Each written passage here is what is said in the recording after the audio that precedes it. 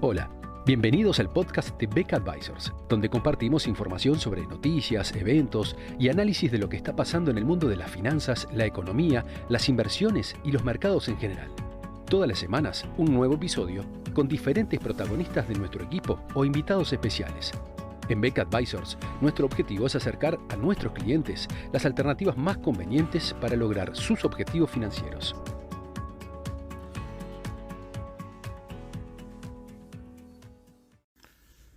Cuando pocos días atrás, el 24 de junio, el Fondo Monetario Internacional completó la primera revisión del programa con Argentina, señalaba la existencia de importantes riesgos en el programa, entre ellos los de implementación de la política económica en un contexto complejo desde el punto de vista económico, social y político. También se indicaba que la alta inflación, si no era enfrentada, podría aún más disparar descontento social y reducir el sustento político para el programa con el Fondo Monetario. Pero aun cuando estas expresiones resultan hoy prácticamente clarividentes, realmente poco podían imaginarse en ese momento que pocas semanas después se iba a estar enfrentando Argentina a una situación de recambio en la titularidad en el Ministerio de Economía. La renuncia de Martín Guzmán, ocurrida durante el pasado fin de semana, se da en un contexto de fuertes divisiones internas dentro del oficialismo, en una marcada crítica del sector de la vicepresidente hacia el presidente de la República, y es justamente en el medio de un discurso de la vicepresidente que el ministro de Economía anuncia por redes sociales su renuncia al cargo. Luego de varias horas de incertidumbre durante el fin de semana en cuanto a la sucesión en dicha cartera, la economista Silvina Batakis, con experiencia previa como ministra de Economía en la provincia de Buenos Aires, fue finalmente la designada para ocupar esta cartera. Pero más allá de los nombres, el problema que presenta fundamentalmente Argentina en este momento es justamente la implementación de un plan económico viable que permita sacar a la economía del marasmo en el que se encuentra actualmente. Como elemento central en esta crisis que enfrenta Argentina está la presencia de un tipo de cambio oficial totalmente fuera de la realidad en lo que tiene que ver con lo que serían valores de equilibrio para la cotización de la moneda,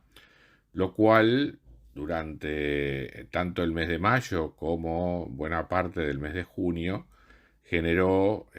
un adelantamiento de importaciones, un volumen importante de compras especulativas,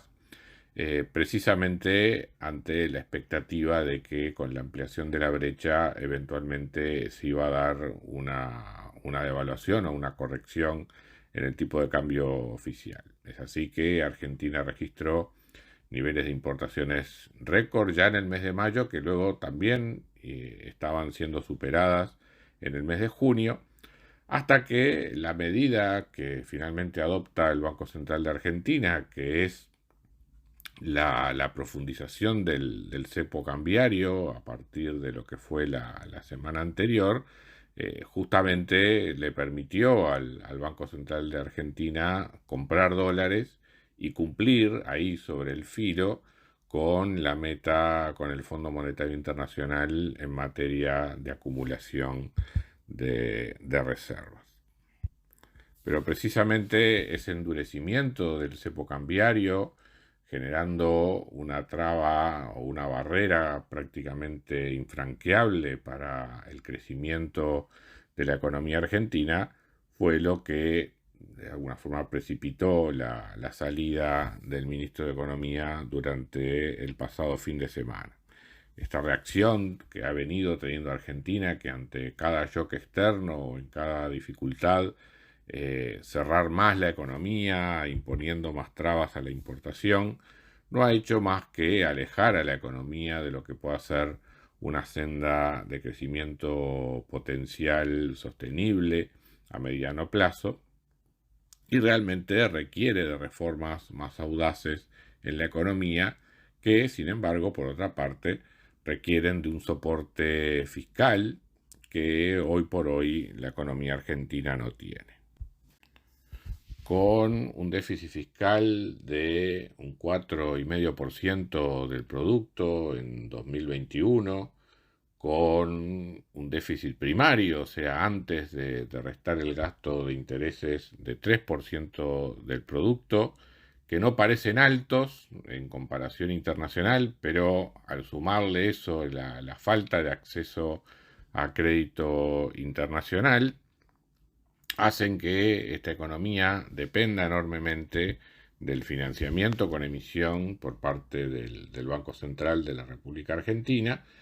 y de la colocación de deuda, fundamentalmente en moneda local o también con mecanismos de indexación, ya sea al dólar o a la inflación,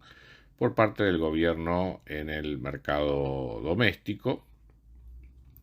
Una deuda mayormente de corto plazo, con cada vez mayores riesgos en materia de refinanciamiento que exigen cada vez más tasas más altas para poder concretar la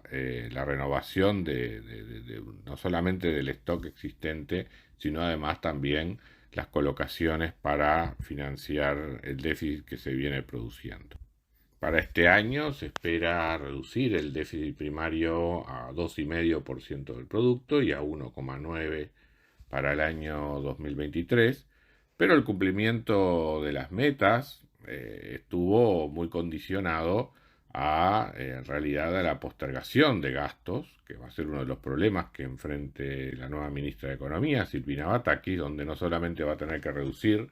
el déficit de acuerdo a lo previsto en esta segunda mitad del año, sino además enfrentar los pagos que por gastos ya realizados y que el ministro Guzmán simplemente había pateado hacia adelante como forma de lograr el cumplimiento de la meta acordada con el Fondo Monetario para esta revisión. Con una situación fiscal tan endeble, no es de extrañar la existencia de estos movimientos especulativos contra la moneda argentina, y por lo tanto la ampliación de la brecha cambiaria y la continua presencia de presiones inflacionarias. Por lo tanto, el camino más probable que siga la economía argentina es de justamente una tendencia al alza de la inflación y con un gobierno que va a estar apostando permanentemente a la renovación de vencimientos de deuda, probablemente pagando tasas de interés cada vez mayores, lo cual a su vez va a ir complicando la sostenibilidad de la deuda. Ya el Fondo Monetario advertía y recomendaba incluso en su revisión del programa que las tasas de la deuda pública, las tasas de interés que paga por las emisiones en moneda local, van a tener que convertirse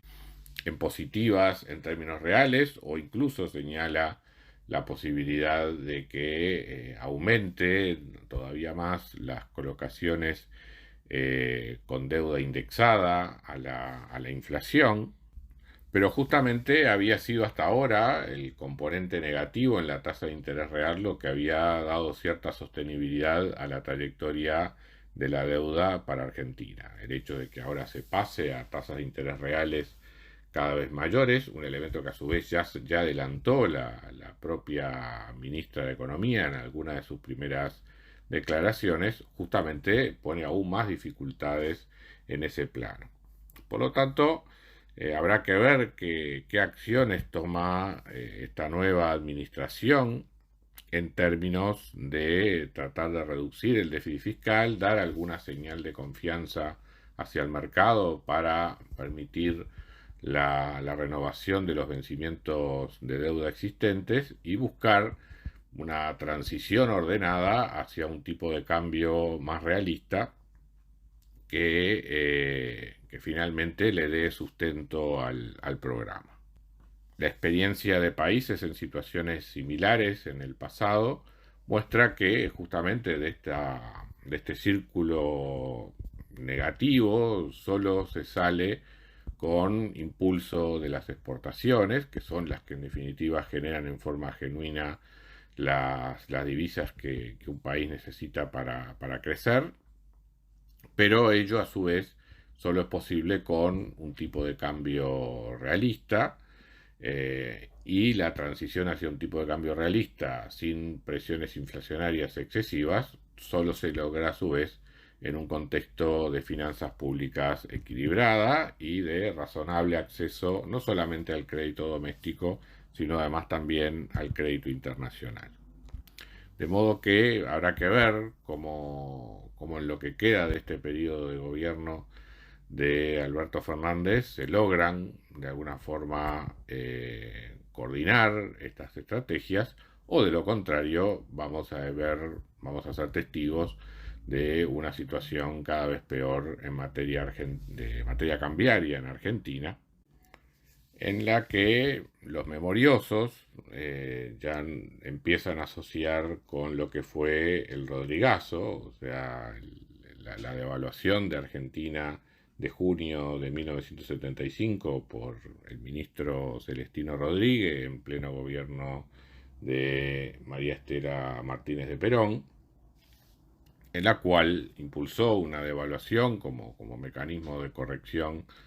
de la situación argentina, pero con la carencia de un plan coherente por detrás, que derivó finalmente no solamente en la salida del ministro un par de días después, sino también en un largo periodo de alta inflación y crisis de balanza de pagos en esa economía. Por lo tanto, son difíciles las opciones que enfrenta la nueva ministra de Economía, y veremos en las próximas horas qué tan coherente es el plan económico que finalmente pueda poder llevar adelante en los próximos meses. Muchas gracias a todos por escuchar otro episodio del podcast de Beck Advisors.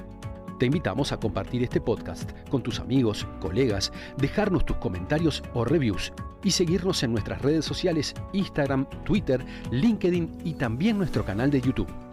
Visítanos en nuestro sitio web beckadvisors.com